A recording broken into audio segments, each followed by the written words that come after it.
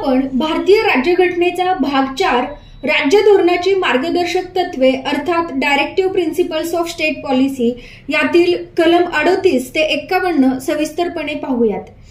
कलम 38 सामाजिक, आर्थिक आणि राजकीय न्यायाद्वारे समाज व्यवस्थेची निर्मिती करून लोककल्याण साधने आणि उत्पन्न, दर्जा, सुविधा आणि संधी यांच्या बाबतीत असलेली विषमता कमी करणे। या तरतुदीचा दुसरा पैलू 1978च्या 44व्या घटना दुरुस्ती कायद्याने करण्यात आला। कलम 39 पुढील हक्कांची हमी देते।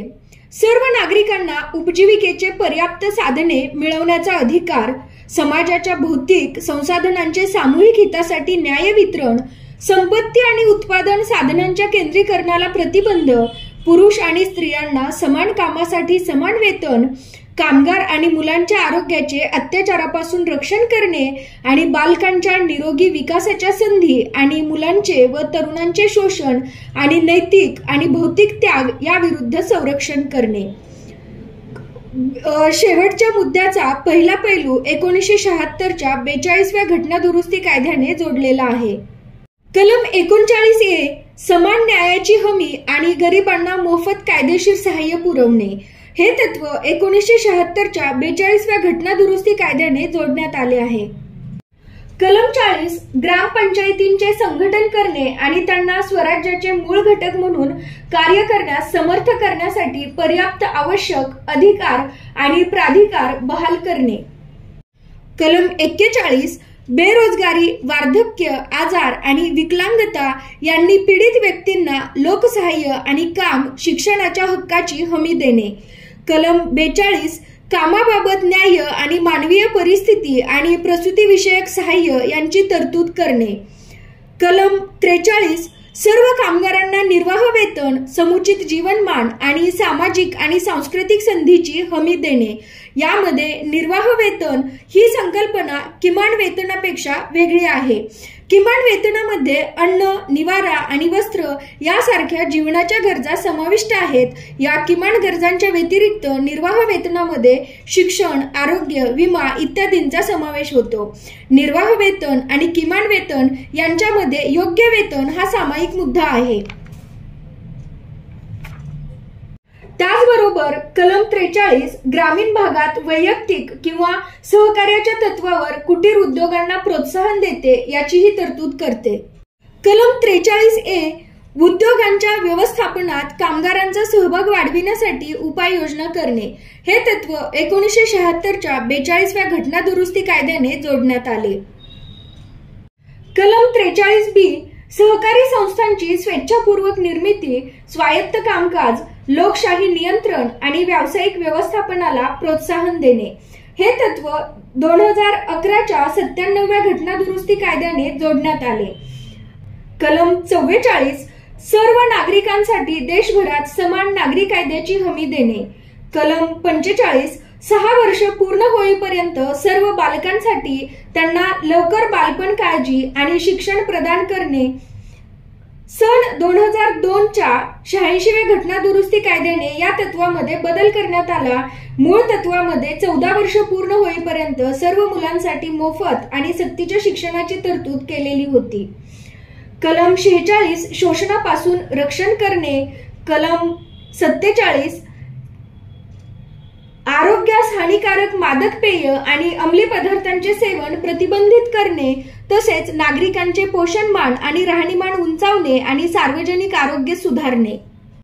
कलम 48 गायी, वासरे आणि इतर दुभती आणि झुंपणीची गुरे यांच्या कत्तलीवर बंदी घालणे आणि त्यांच्या पैदास सुधारणे, आधुनिक आणि शास्त्रीय रीतीने कृषी व पशुसंवर्धन करणे।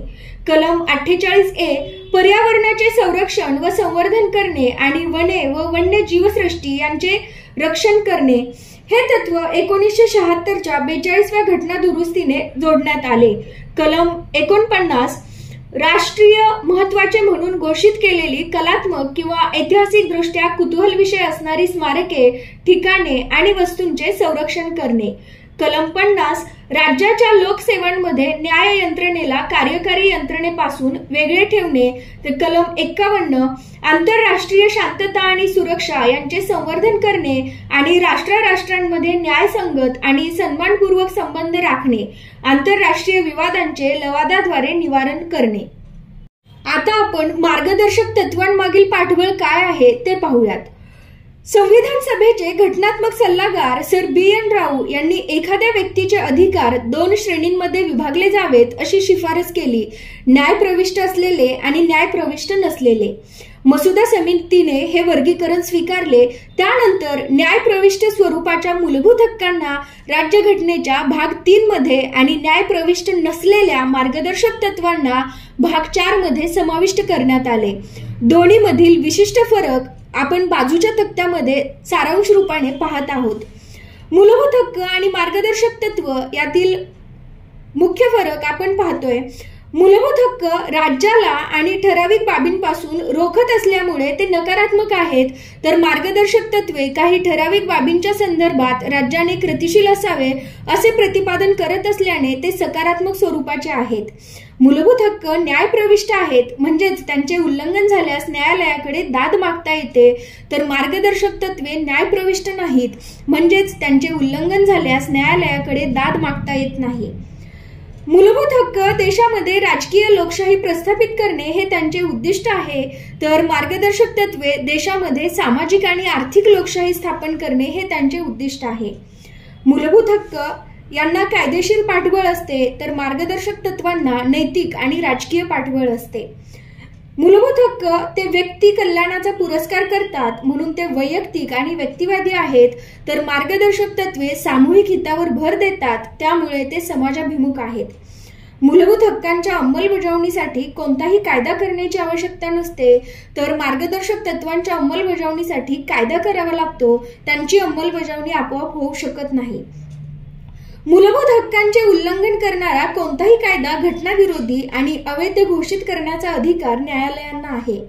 कोणत्याही मार्गदर्शक तत्वांचे उल्लंघन करणारा कायदा घटनाविरोधी किंवा अवैध असल्याची घोषणा न्यायालय करू शकत नाही, मात्र मार्गदर्शक तत्वांच्या परिणामकारकतेसाठी केलेल्या कायद्यांच्या वैधतेचे ते समर्थन करू शकतात।